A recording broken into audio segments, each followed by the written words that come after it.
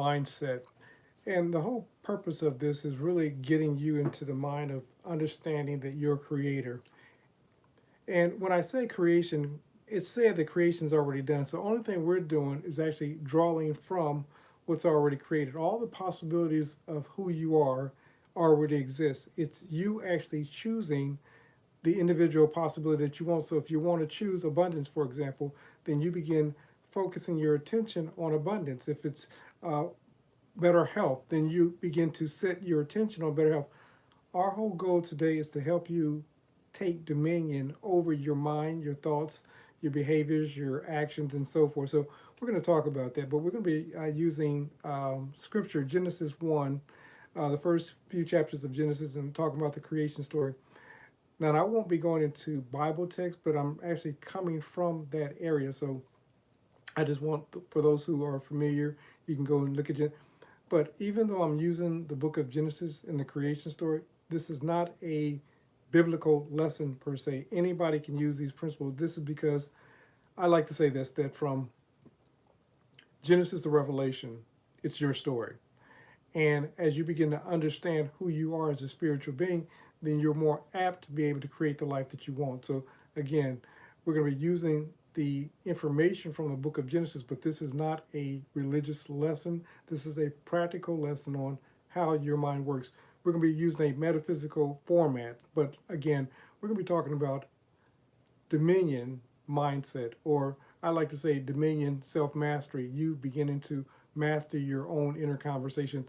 As you do that, you're going to begin to change the world without, because the world without is only a mirror of what it is that we've given our attention to consistently and persistently. So let's go on and talk about, we're going to be coming from 5 different aspects of Genesis. And again, like I said, this is not a religious lesson, even though I'm using Bible to teach this message. What does it mean to have dominion? In the Bible, when we're talking about dominion, it does not mean controlling other people. It really is talking about the essence of, how you doing, Violet, of you being able to control yourself or your own inner conversation, your own self-talk, your imagination, your visualization. It's you controlling you. And like I stated earlier, I like to say from Genesis to Revelation, it's your story. It's a psychological drama teaching you how mind, body, spirit works. And as you begin understanding that, of course, you're a spiritual being having a human experience, and you begin utilizing spirit, mind, body effectively, you're going to create the life that you desire.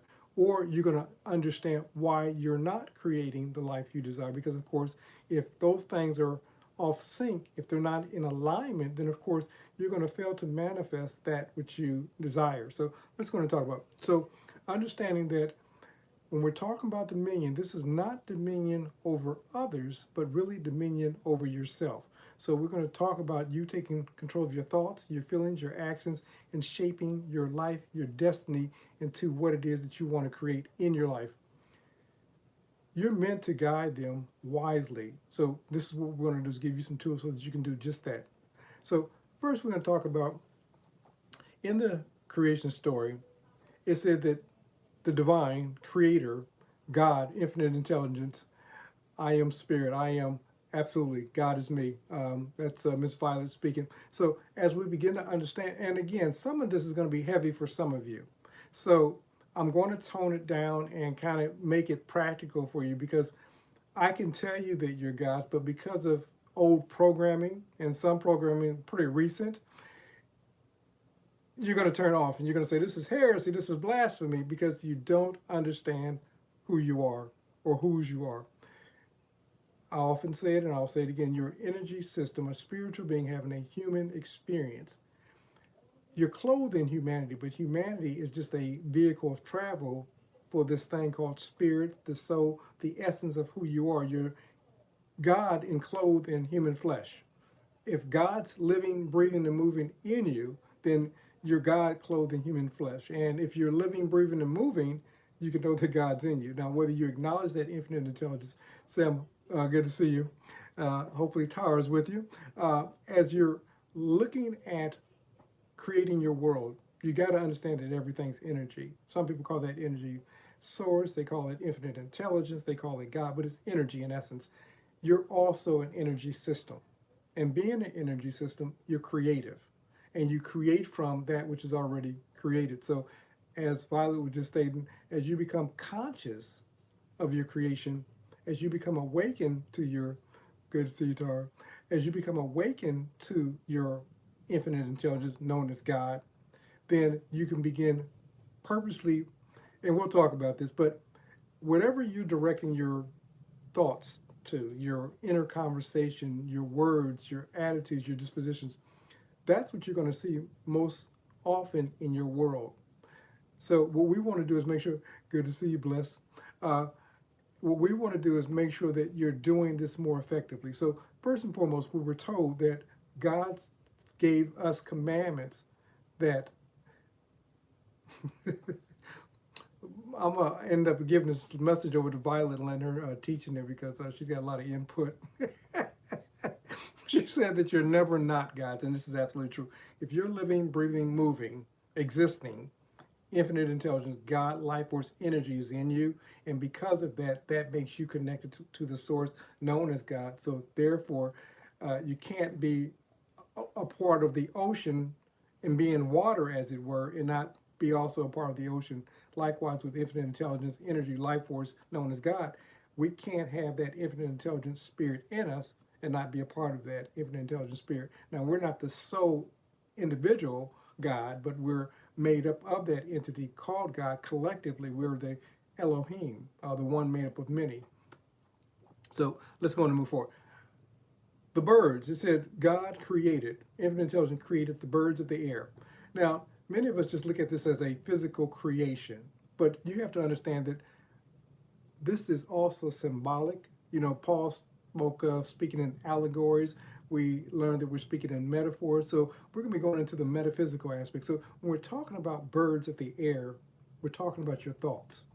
What is it that you're giving your attention to? So you've been given dominion of the birds of the air, your thoughts. And depending upon how you direct those thoughts is going to determine what shows up into this thing called reality. Remember, I say it often that reality is a hologram. It's a mirror. It's a reflection, but it's not the real of the real. It's like many of us go and we look at the mirror and we're trying to change the image in the mirror, or we're trying to change the image on the movie screen. You got to go to the actual image. It says that we've been created in the image. So when we're talking about the image, we're talking about the imagination. When you begin to change what you're imagining, then the reflection in the mirror is going to also change. We call that reflection in the mirror reality, the hologram. Once you start directing this, the image, it says that we've been created in the image, the mindset of God. So as gods, we also speak. Now, our speaking sometimes is audibly, sometimes it's thinking, but it's nevertheless speaking. So whatever it is that we're holding in mind or consciousness, as Violet said earlier, that's what we're going to begin to outpicture into this hologram called reality. And it's like the person that comes onto the channel and says, oh, this is a bunch of hogwash, this is a bunch of BS, whatever they say. I say, you're absolutely correct.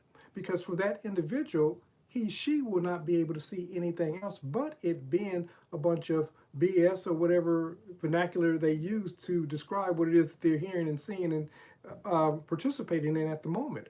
So there's no need trying to change them because you can't. Because in their imagining, with their outpitching, this stuff sounds like fantasy.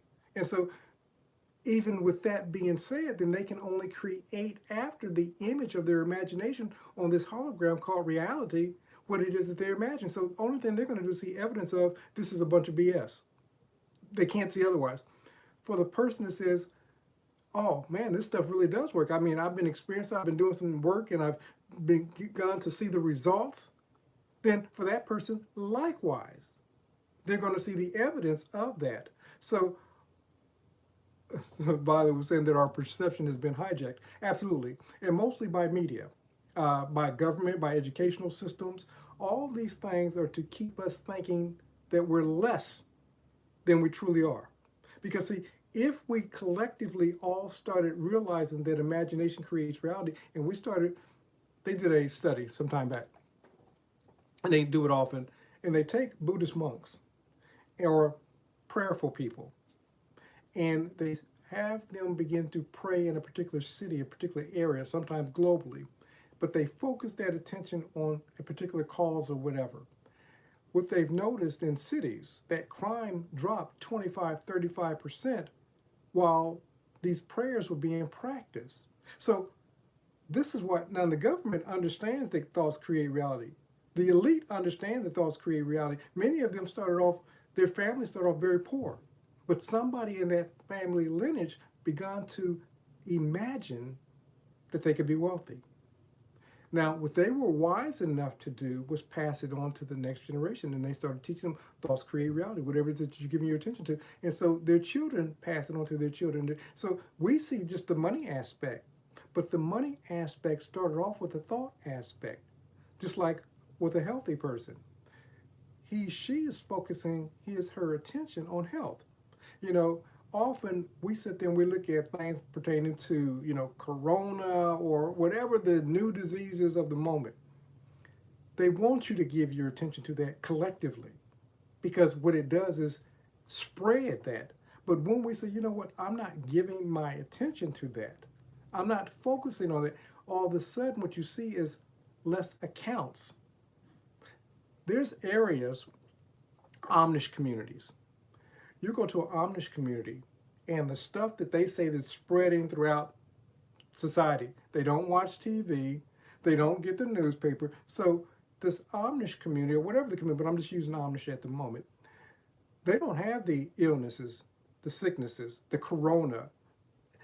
They're not dying like everybody else that's been programmed in society, going back to what Violet was saying, it's all programming. So what they do is they keep filling us with the propaganda. Now, they talk about, 2030 and, all these changes coming. They keep putting that out there as a fear tactic because, see, they're getting your permission. Now, if you begin to understand that thoughts create reality, all of a sudden, and I'm getting to that, Violet was saying that we're supposed to focus on ourselves. And this is actually what the whole course of this conversation today is getting you to understand that you're the creator, but your focus is to be on yourself. So if they can keep us focused on fear, if they can keep us focused on, the tragedies or whatever the media is pushing at the moment, then they have their agenda. Because, see, I don't know how many of you have seen the movie Sinners, but there's a point in Sinners where this guy, he got bit. Now, he was watching the door, but because he got bit, he had to get permission, because he was a vampire now, he had to get permission to enter back into the place that he was guarding. I'm like, well, why do you need permission to enter back in? You were just guarding the door. Why don't you just push your way through and come on in? He needed permission. The elite needs your permission. Listen, you got to understand, we're 8 billion strong. But without our permission, everything that they're attempting to accomplish falls short. But if they keep pushing out to us fear, as Violet was just saying, if they keep pushing out to us confusion, if they keep pushing out to us that we're us against them, if we keep buying into that, they keep us distracted while they push their agenda. So now they'll say, well, this is what we're going to do in 2030. Now, they won't even say it directly. They'll have somebody else say it. But as we sit there and we buy into it, that's letting them in. So we've brought into their agenda. It's like sometimes they'll do it through movies. And the movies will actually have an agenda. And you're like, man, that's exactly how it works. Now you've just brought into the ideology that they wanted to sell you. Who's running the movie companies except the elite? But we don't understand that we're being programmed even through the movies and the propaganda in the movies and so forth. So first and foremost, you gotta take control of the fish of the sea. Speaking of your subconscious mind, what are you feeding to your subconscious mind? There's a biblical text that says this. And again, this is not a religious message, but I want you to understand how this stuff works. It says, what you bind in the physical realm, called earth, shall be bound in heaven, the spiritual realm, or the subconscious level. So what you agree with in so-called reality, you say, oh yeah, that's just how things work. That's just how things are.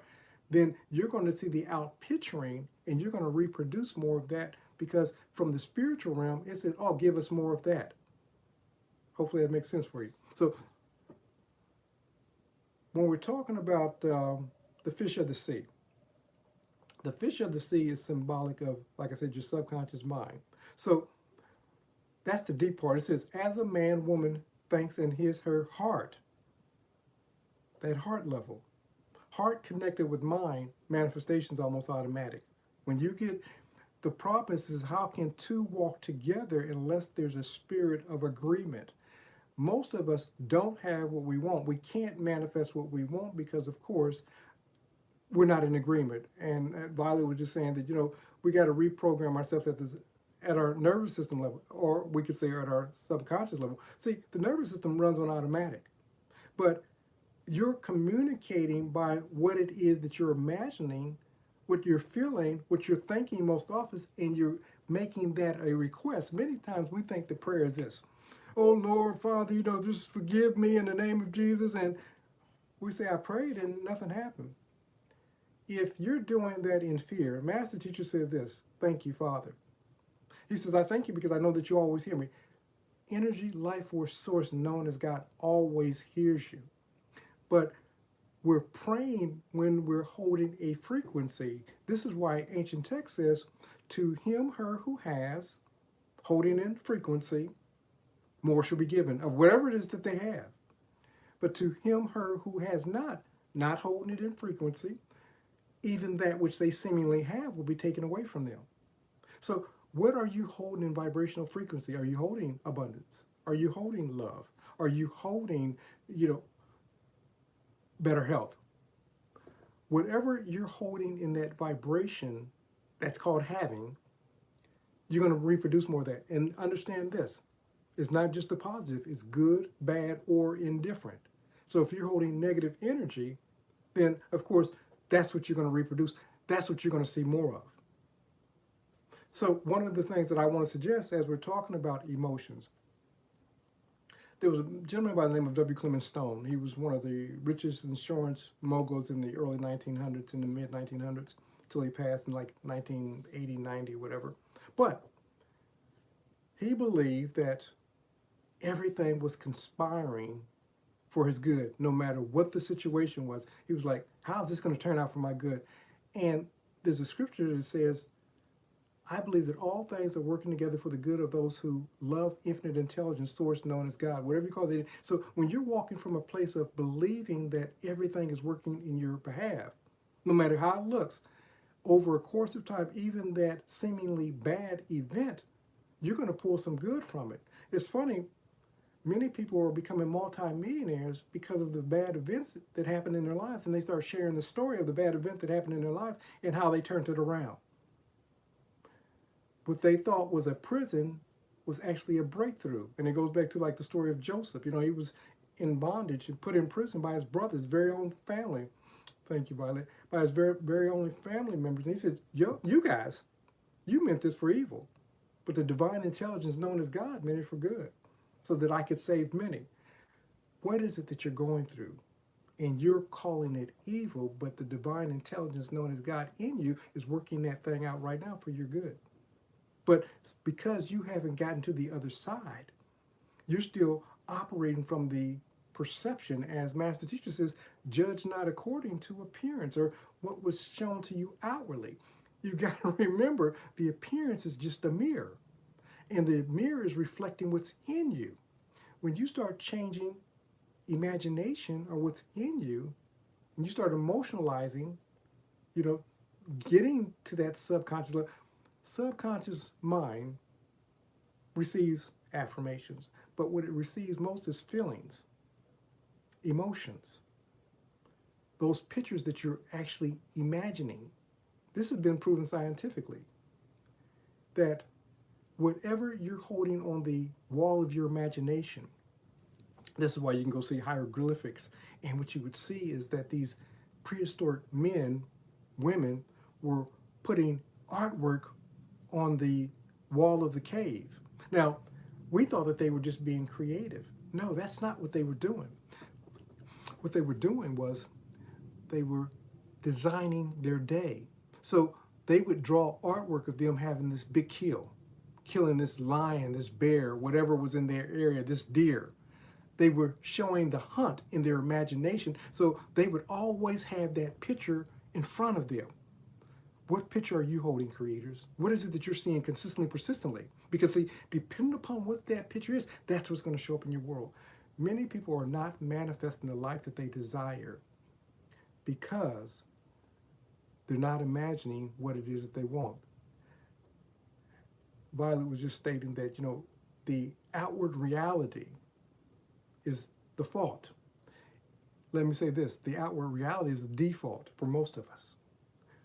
We allow the default of whatever society, that's just how it is, times are tough, money's hard to come by, you can't trust me, you can't trust one. If that's the default, whatever you bind, you loose on earth or the physical realm will be bound or loose. Subconscious mind will agree with you and reproduce more of that. So what is it? Thanks, Rich. What is it that you want to produce in your life?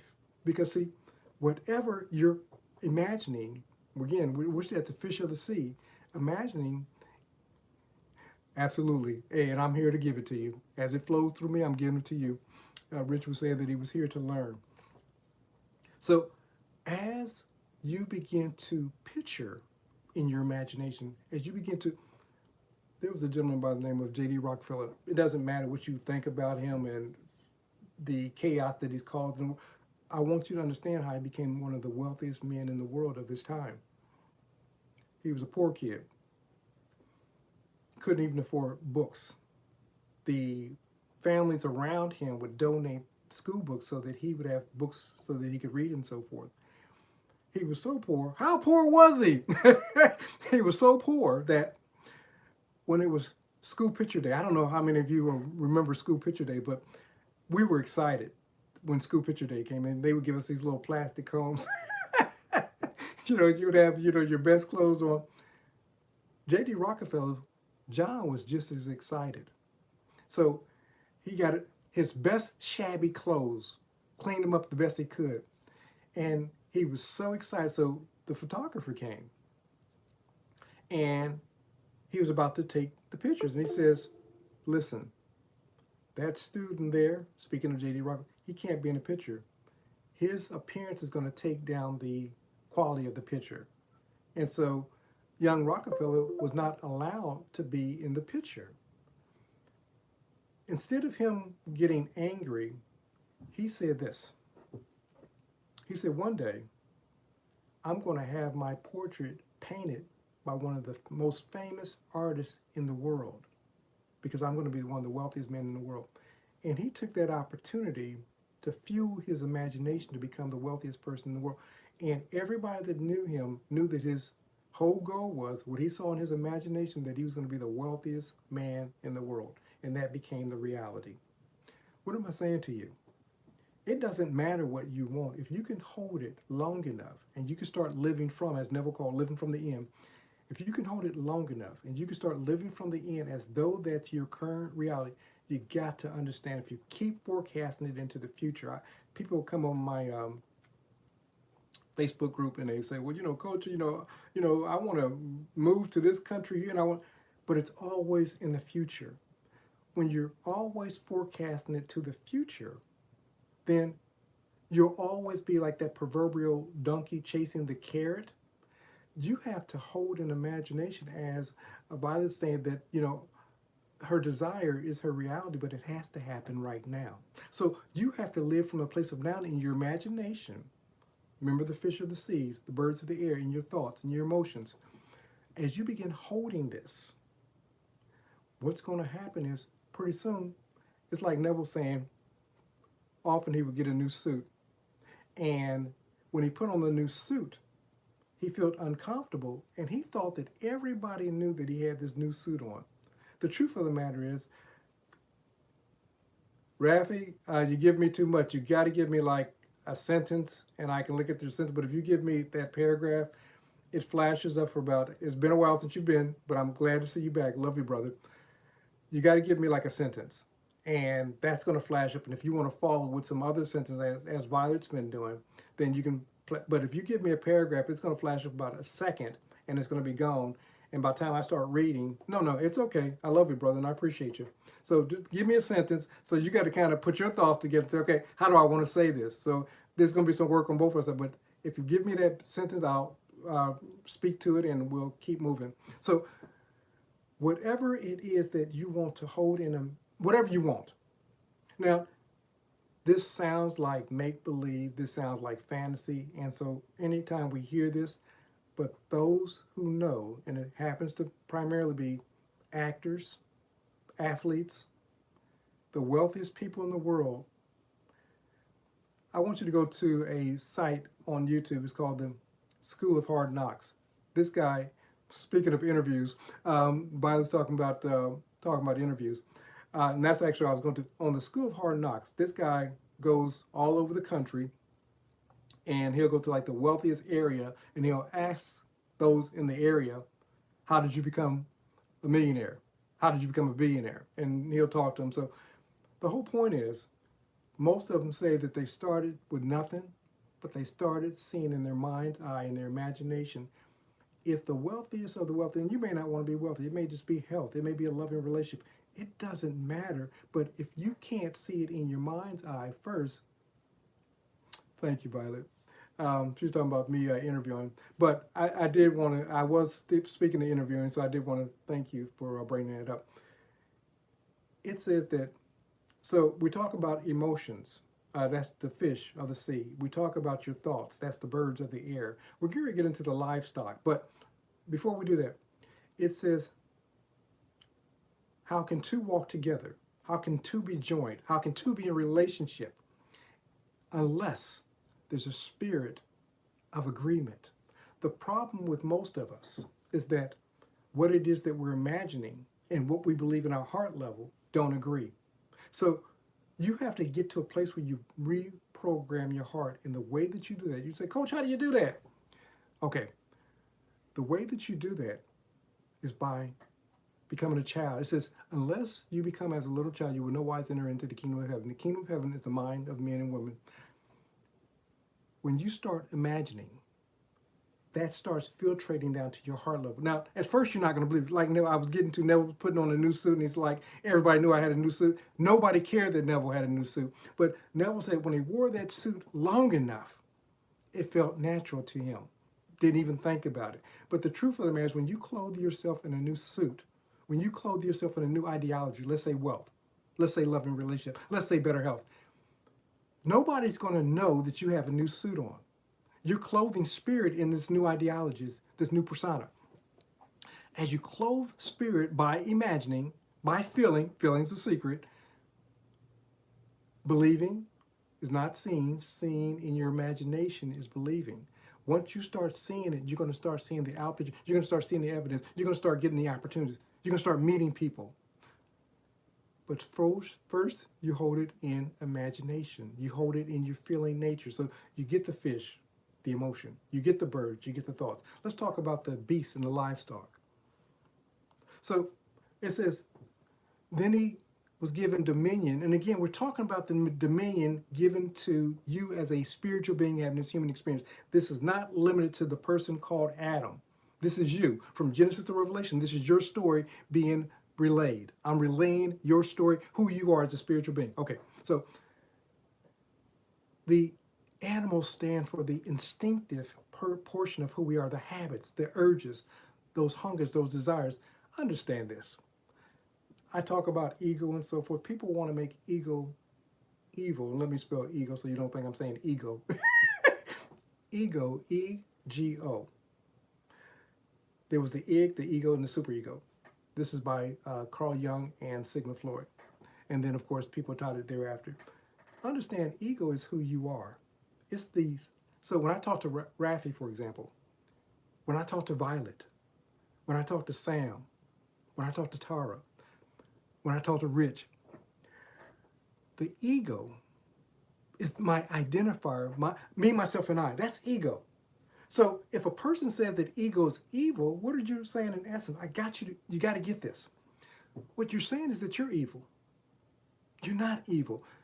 When God created, when infinite intelligence didn't create no evil, it said it was good. It was all good. It was very good. Mr. Linder will say this about ego. Ego has a role to play, just not running the show.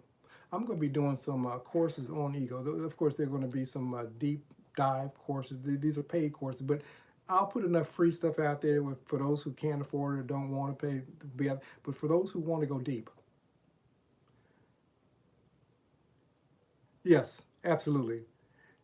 There is the misuse of ego. Now, I think that some of that misuse of ego is purposeful to keep us in the dark, to keep us from.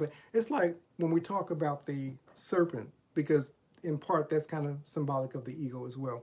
And it told the man and the woman in the metaphysical story of Adam and Eve, the allegory of Adam and Eve,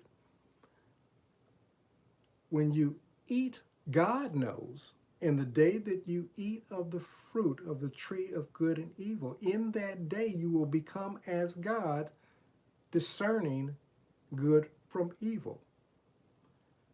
They ate. They did not die physically. They started discerning this is good, this is bad. Often we're judging according to appearance.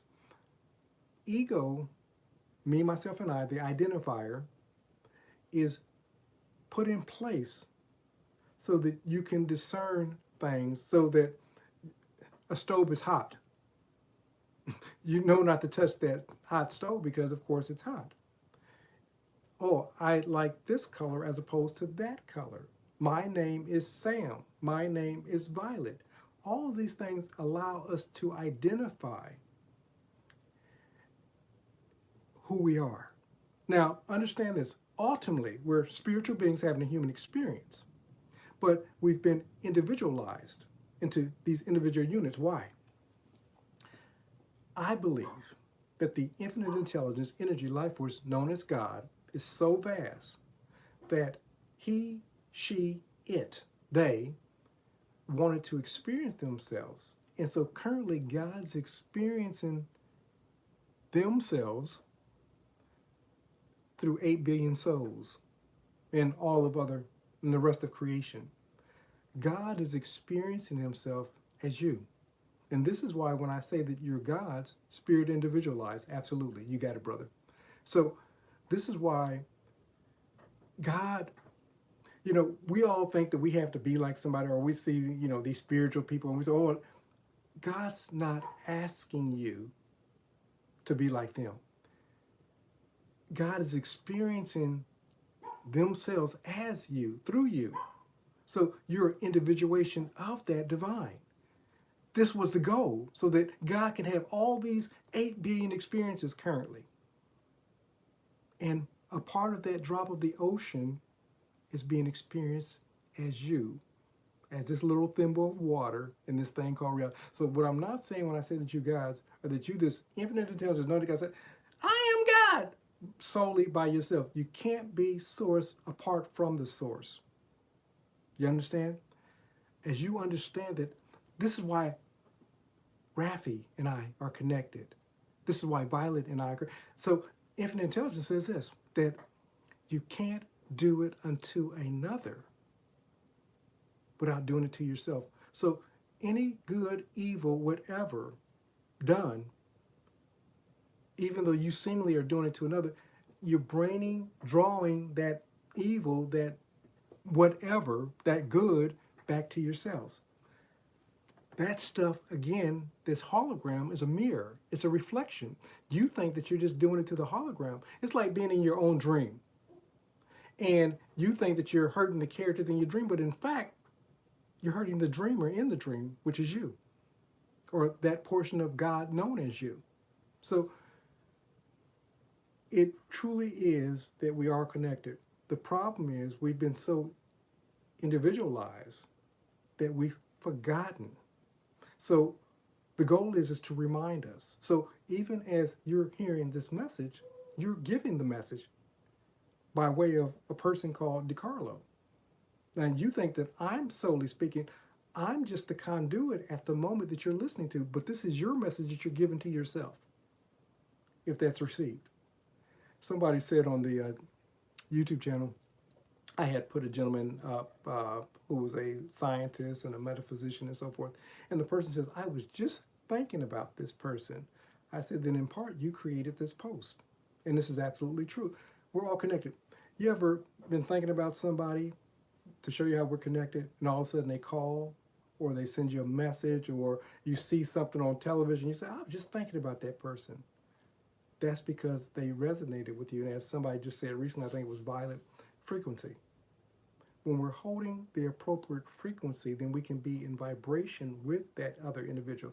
When we're out of frequency, when we're out of sync, then we're out. It says, how can two walk together unless there's a spirit or frequency of agreement? So listen. So when we're talking about the creepy things, when we're talking about the, well, we haven't got to, we're going to finish with the livestock instinct habit. Most of us are running on autopilot. That's because we haven't learned how to direct our own inner conversation. Mr. Linder will often say, can you think your next thought? He was talking to I believe it was a Mormon, and they were trying to convert him. Good to see you. How to stop negative spiraling through once you catch them? Okay, this is a beautiful question, so I do want to answer this because this is relevant to what we're talking about. The question was, how do I stop the negative spiraling once I catch them? You got to start exercising the muscle. Now, what I mean by exercising the muscle, let me give you, now and again, this is not a biblical lesson, but I want you to understand how this works. It says, when you, this is your new, so you got this new idea, this new ideology of who you are, who you're being, who you're becoming. It says, draw near to good, and the good that you draw near to will draw near to you. So whatever you're giving your attention to, Mr. Linder says, you know, what's of good and lovely and of a positive report and so forth. But draw near by giving your attention to good, and the good that you're giving your attention to, what you're holding in imagination, will begin to draw near to you. Then it says this, resist error. And I'm going to say it, I'm going to go back and say it how it was actually said in Scripture. So those who say, well, that's not what it says. It says, resist error and it will flee. So your downward spiral, the way that you stop it, the way you transform it, is you draw near to the good. Now, Scripture says this, draw near to God and God will draw near to you. Resist the devil and he will flee. But understand this, I don't get it, you know, somebody had put on the YouTube post, I don't believe in the devil. So what I mean by that, I believe that there's energies. We can't say that God is all powerful and then he has this nemesis that's, you know, equally as powerful. It doesn't exist. There's only God. Now, can we give our attention to error? Absolutely. Now, listen, and I'm not even trying to change your belief system. I'm telling you what I believe. I don't buy into a devil. I don't. As I grew up religiously, my religious upbringing taught me devil. And, you know, till I was awakened to realize that there's only God playing all the parts, then I realized that there's only God. Now, what we do with that energy, infinite intelligence known as God, is on us. We can use God's energy for good, bad, or indifferent. We're given to do that. Now, you're welcome, brother. We're given to do that. This is the power. Mr. Linder will often say this, you're given to choose. So if you want to choose, so I'm going back to your spiral. The question that was asked about the spiral. If you have this spiral, I'm going to tell you, first and foremost, let me give you an example because this is important pertaining to the spiraling. I was a kid. I had this experience. We called it, at that time, being born again. So I was like 14 years old. Now, with being born again at 14 and the religious indoctrination at that time that I received, I was plagued. I mean, literally, I was plagued with these thoughts. Some of that could have been hormonal. I was 14, but I was plagued with these thoughts. And Spirit spoke to me and said this, Just because you have a thought, and this has carried me through my whole life, and I hope that this helps you. Just because you have a thought doesn't mean you have to own the thought. What I've come to realize in my journey and, working with Mr. Lindo and, just life experiences and so, we're bombarded, literally. You can't see them. And only what happens is we're only, because of how mind works, we're at a conscious level, we only allow like 8 bits of information in at a time. But you're literally bombarded by trillions of thoughts.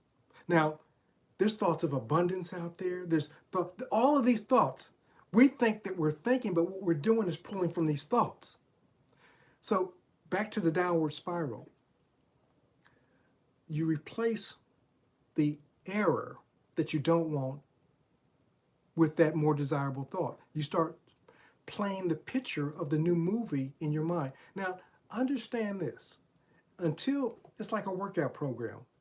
Until you strengthen that muscle by repeatedly, consistently, persistently replaying that new thought, the old thoughts are going to flee. They're going to leave. But it's important that you draw near to the thoughts that you want to be, do, or have. And as you do that consistently, nobody wants to do the work. And I'm not saying this to you, but I'm saying in general, when you tell people that you got to get disciplined, then they're like, well, I did it for 2 weeks. If it's something, I'm a high flyer. You absolutely are, sister. Speaking of Violet.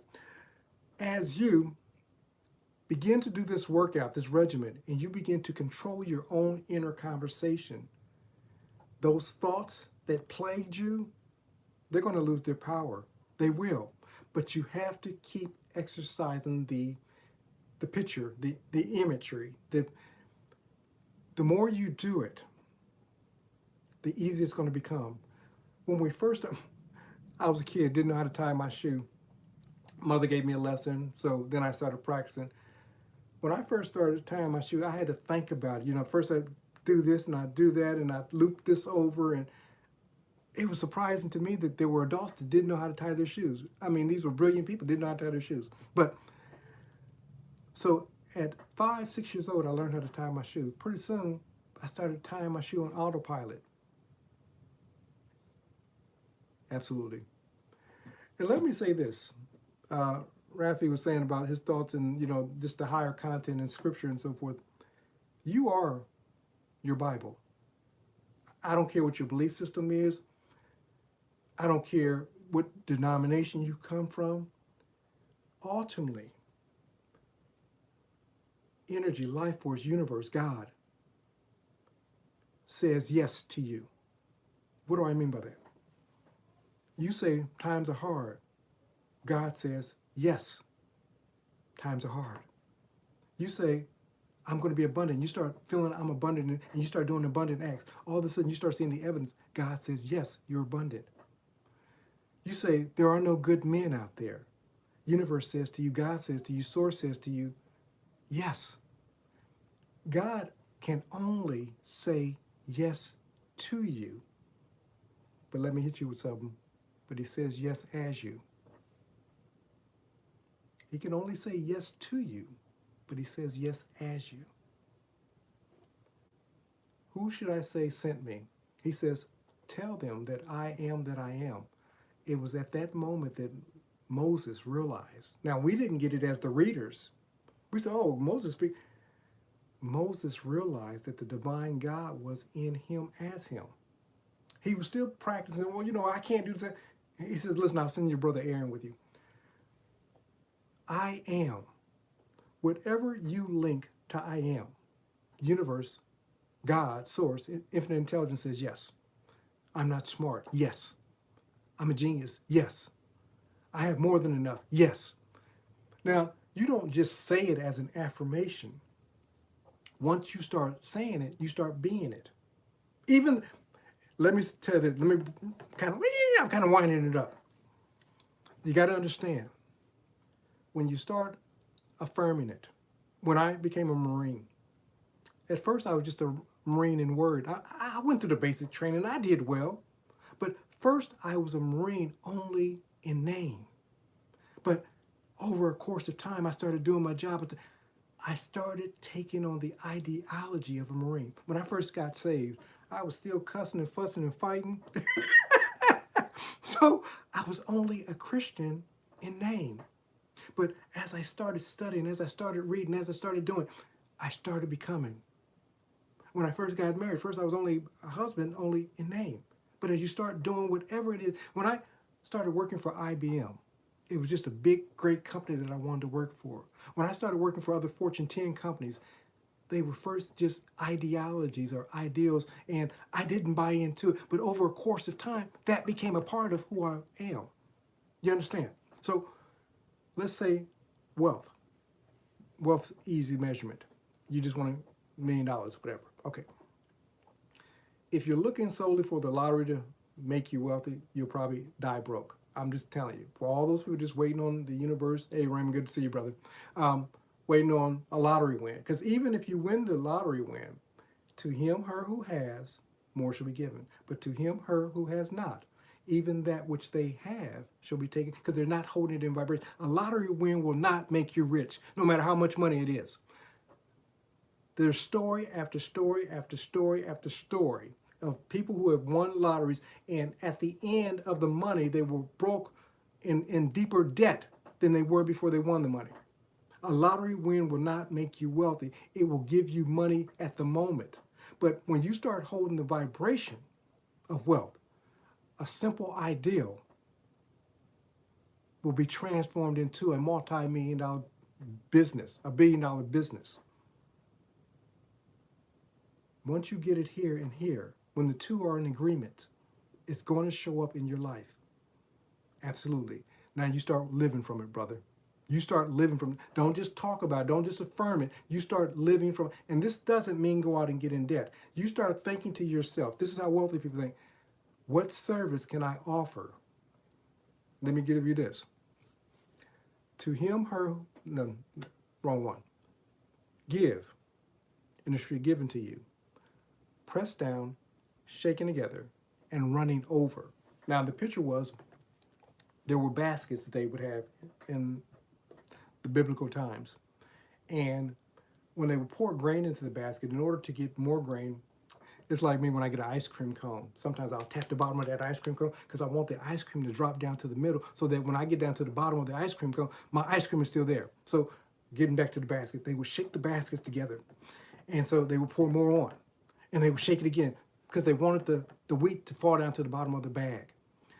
So they shake it some more. So when we hear this, give and it shall be given to you, pressed down, they're pushing it down, shaking together, and still overflowing and running over. Now, who did Scripture say will give to you? It said that men and women, people, will give. So going back to abundance, you being abundant, what can I offer?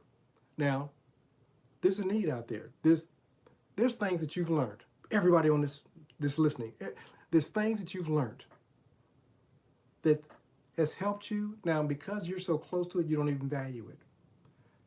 But there's other people that need what it is that you learned. Now, you begin to share that with other people. All of a sudden, their life begins to be transformed, changed. And so they said, how can I compensate you?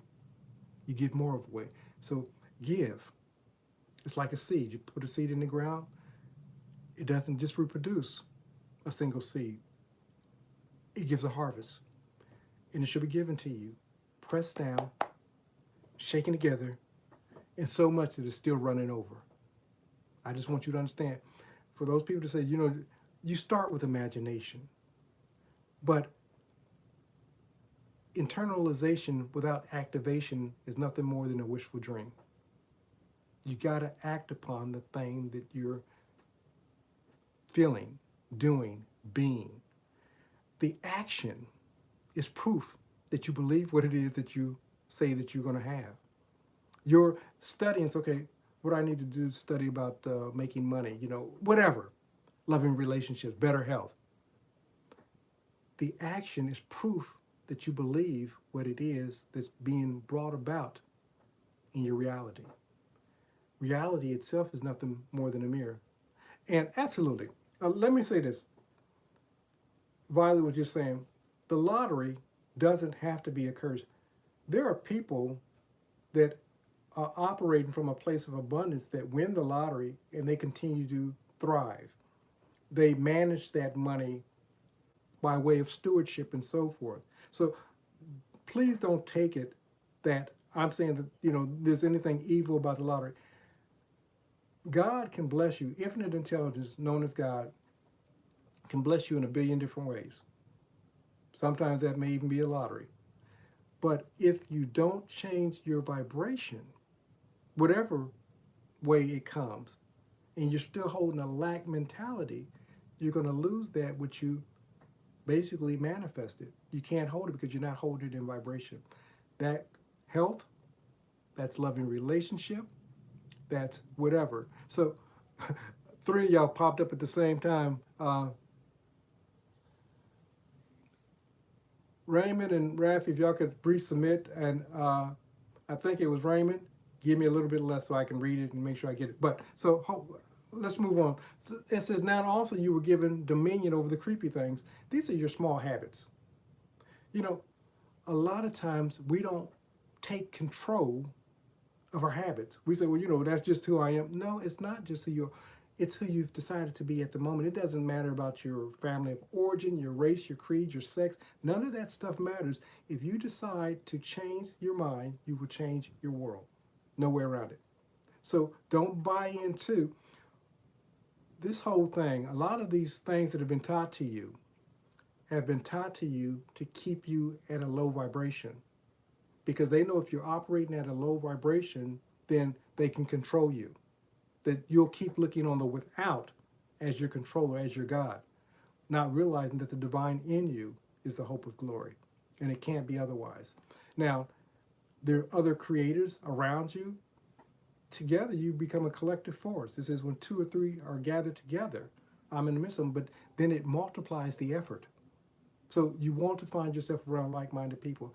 And you'll easily find out if you're not, because most people won't be able to receive what it is that we're talking about at this moment. They just can't. And don't hold that against them. Somebody was on the YouTube channel, and I don't know if it was a he or she, and they were saying, I've been so enlightened and everybody else has just got to get theirs. And I kind of went back to the person and said, listen, we didn't always know this stuff. My whole point to the person was really, and I didn't say it, but I wish I had, implement grace to other people. Most people, 99% of the population, don't know what you know. That's just a fact, because we've all been conditioned. So as we awaken to who it is that we are,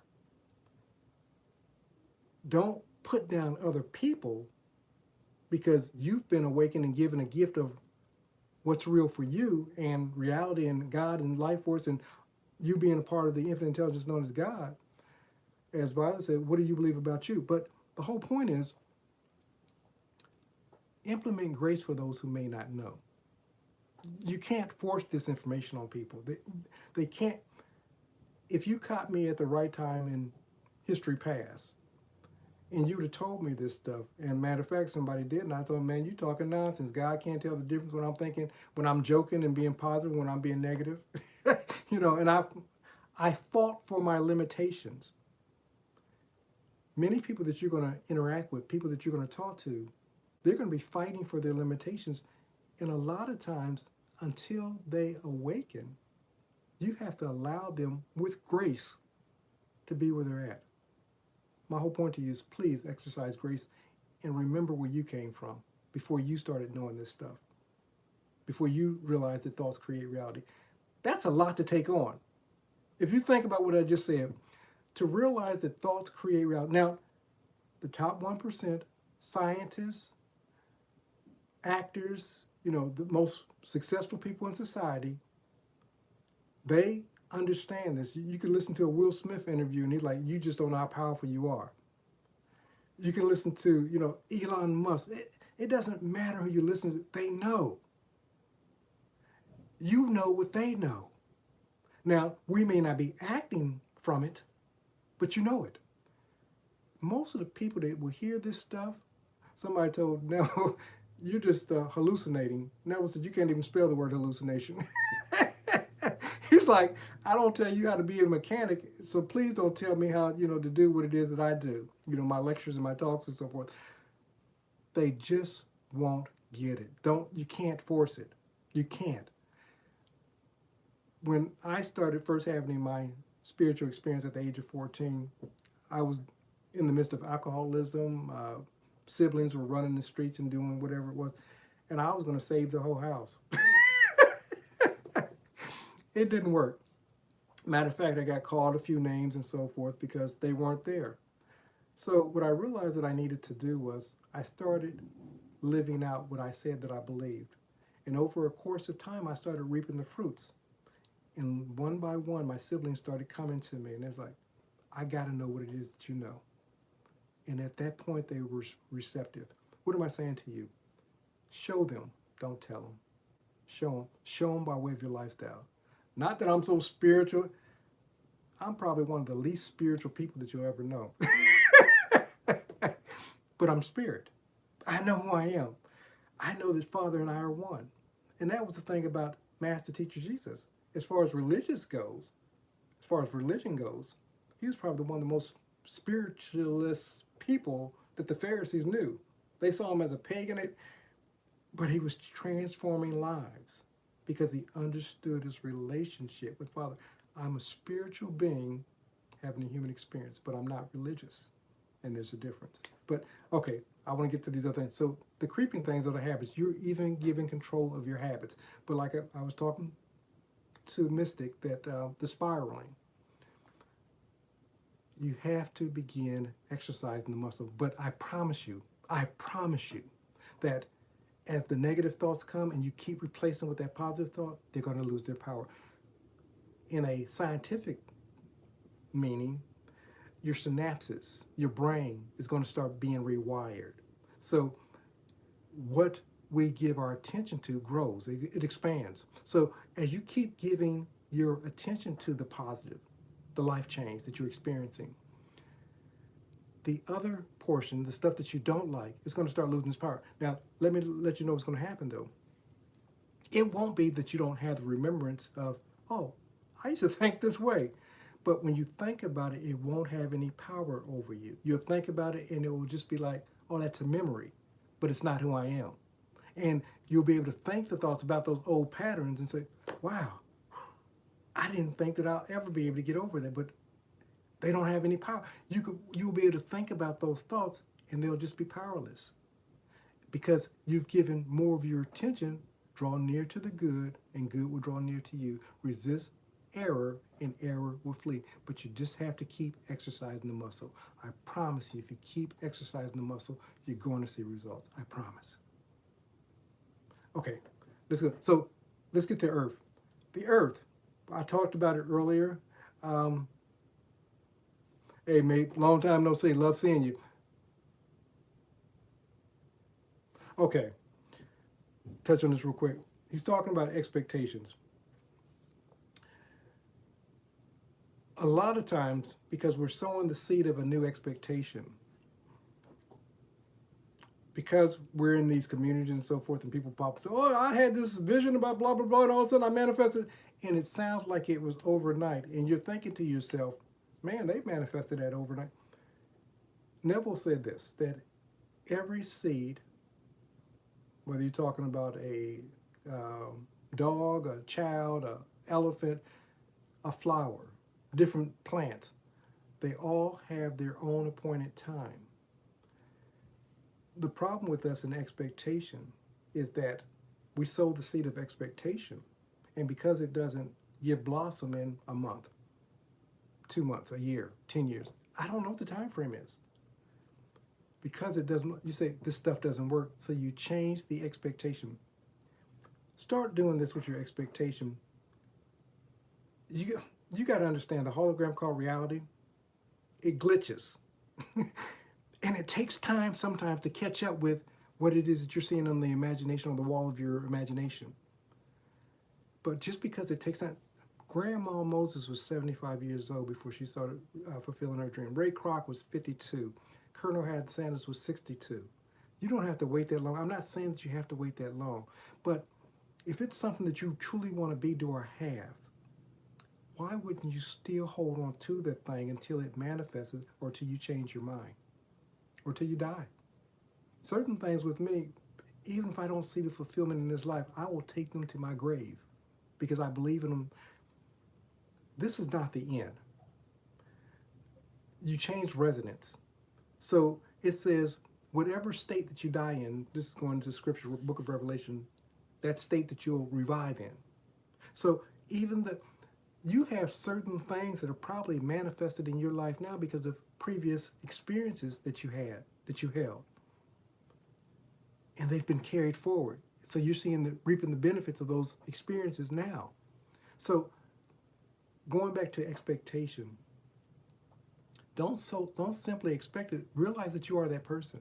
I mean, literally hold the energy. I'm that person. I'm living from that person. Even though life does not reflect that I'm that person, people don't realize that I'm that person. I'm that person. And you start living from that person. We keep looking at manifestation like this magic, voodoo, mumbo.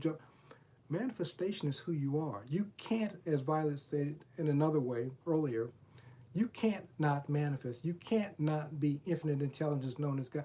You are manifesting. The problem is most of us aren't manifesting what it is that we want. That's because we simply haven't given our attention, held it into the hallmark of our imagination long enough, lived from it long enough for it to materialize. Just before it was about ready to materialize, we pulled the seed up and said, this stuff doesn't work. You become the person. This is not some. If you're waiting for it to happen, you're saying that you're pushing it out. You have to occupy the person until reality catches up with you. Like I said, reality glitches. Sometimes it's slow. But what you're seeing in the mirror of reality is all the thoughts and beliefs and things that you held up until the moment of you seeing it in the mirror of your reality. Just hold it long enough and stick with it long enough. Don't get away from these concepts that, these tricks and these parlor tricks about manifest. You are manifesting. You can't not manifest. Often we're just not in alignment frequency of the thing that we haven't become the person that we say that we want to be. But you don't need the evidence. The evidence shows up after you become it. Get that. Many of us say, well, when I see the evidence, then I'll know it. The evidence, it will never show up that way. I'm glad that it made sense to you, sister. Good to see you. The evidence never shows up that way. The evidence is always the byproduct of you holding it in imagination and feeling nature, you being. Then the evidence shows up. If you're waiting on the evidence to show before you start being, you'll never be it. And you'll never see it. And even if you see it, it'll be for such a brief time, and then it will flee because you didn't hold it in vibration. Be that expectation that you're trying to manifest in your life. Be that person that has what it is, and you start living from the person that has what it is that you're expecting. Be that person. If I'm feeling like I'm screaming at you, I am, but I want you to get it. Love you. Okay, so Earth is going into your action. Now, these notes that I'm going off of, they will, absolutely, Brother Sam said, we're always becoming our expectation. Absolutely. So for the person that's saying that I'm expecting these things, but no, what you're expecting is them not showing up. But if you truly are expecting, you're being the person that has the things that you want. Now, life is just mirroring or catching up with what it is that you've been being for the month, years, whatever the time frame is. Be the expectation. Don't hold expectation as though it's something that you're holding in your head and you're waiting on it to catch up with you and show up. You're always pushing it out. You're pushing it out. You're pushing it out. Be the expectation. Be the person that has what it is that you want. And begin learning as that person to materialize what it is. Okay, who do I need to be? What is it that I need to do? You start living from that person. A lot of times, and I'm going to go over purposely, but a lot of times people say, well, Neville says, release the expectation. Don't. When you're manifesting, and you're always manifesting, Okay, let's say we're manifesting a glass of water. Because we do this so commonly, that we go downstairs, we go upstairs, we wherever the water is, we go where the water is, and we go get a glass. We don't even think about it. Now, because now I've changed the name from a glass of water to $1,000,000, now we say, well, that's harder to do. So the expectation is that's harder to do. Miss Black, if you could flash that again and put that up again, I'll see if I can read it. But because the expectation is that it's hard, then we see the evidence that it's hard. But there's people that manifest money that it comes like child's play because that's the belief system.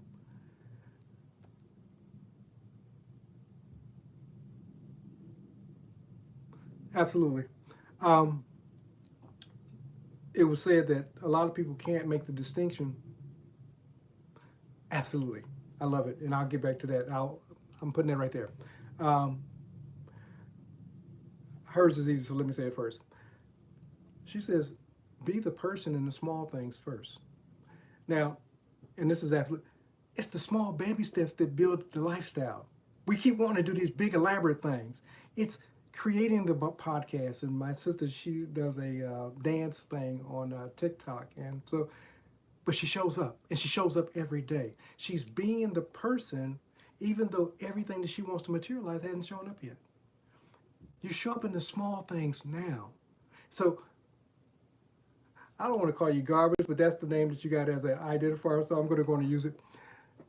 Garbage says, I hate saying that, but anyway, Garbage says that the problem with wealth is that, people that want to manifest, those who are operating from a place of wealth are already occupying the state. But a lot of people that want wealth are operating from a place of desperation. And this goes back to him, her who has. It's what you're holding in frequency. So this is why I say, you say, well, coach, I don't have $1,000,000. That's not how $1,000,000 shows up. First and foremost, you get to a place of gratitude and you start doing an inventory. Everybody that's gotten wealthy the traditional way, or even those who have made it non-traditional ways, started holding in mind themselves being wealthy. Then they say, okay, what services can I provide to him, her who has? More shall be given. And it also says, give, and it shall be given to you, pressed down, shaken together, running over. When you start giving, everybody has gifts. Everybody. And no matter what the gift is, no matter what your skill set, there's somebody that's impoverished with that gift, and there's others that are multi-billionaires with that gift. Yours may not be money. It may be a loving relationship. It may be better health. It doesn't matter what I am that it is, whatsoever I am. It doesn't matter. I am that. That doesn't matter. But whatever I am is holding as the that, I am is going to receive. I am that I am. Can't be otherwise. If you're looking at the mirror called reality and you don't have what it is that you want, it's simply because you haven't held it. You haven't become, I haven't become in vibration the person that I say I want to be, do I have. The mirror's on a reflection. I can't say I want a six-pack abs and look in the mirror and see a beer gut and say, well, the mirror's a lie. The mirror's only a reflection of what it is that we've given up until the moment of now in the reflection of the mirror. But we can change it anytime. Now, once we start changing it on the image or the imagination, consistently and persistently, it's going to start showing up in the reality mirror, the hologram. It can't not. But you got to hold it, you got to live, you got to be that person that can do what it is that you want to be, do, or have. Okay, so earth is your action, taking the actions. So let me say this. I told you, and again, the notes are going to be, once I update the video and put my image and so forth out there, the notes will be out there so you can go back and stuff that I didn't cover, everything will be there. So you'll be able to look in the information. Out of all the things that I said that you can control, the birds, your imagination, your actions, and all, the thing that you can't control, to an extent. Now, many of us are being controlled, but the thing that you're not given, that's my secret. Changing how I identify myself. That's everybody's secret. And start by changing that name garbage, please. You know, I'm saying that in love, but garbage in, garbage out, you know. And if we're saying, and you may have a garbage business, so it may make sense. I understand that. But I'll tell this story quickly. There was a gentleman, a motivational speaker by the name of Les Brown, and he was talking to a female friend of his, and she says, you know, I'm dating this guy, and he's seemingly nice enough, but I'm having some problems with him. And Les Brown said, well, what's the guy's name? She said, his name is Dog. He says, you need to, a gentleman by the name of Dog is going to be a problem. And so when one of the grandchildren, the mother, my stepson's girlfriend at that time, they were about ready to name our youngest granddaughter at that time. And she says that she wanted to call her Jemima. And my wife and I pleaded with her, please don't call that baby Jemima. Please don't call that. I said, you just don't know what she's going to go through. So when I speak of names, there's power in your name. So you have to be mindful of what it is, because people will identify you. You'll start getting the evidence of that name. And one of the most beautiful places that I noticed the importance of names is in Scripture. Every name meant something. You know, so just be mindful of the name that you call. Okay, I was going to close down, so let's do that. I gave you all the things that you've been given to control. And again, from Genesis to Revelation, those who may have missed it, this is your story. So when we're talking about these different names and personas, it's really talking about you. But it's been done in metaphor, allegory, and so forth. We're talking about the mind now. You're a creative spiritual being. And Scripture basically tells you how mind works and how you utilize the mind. Okay.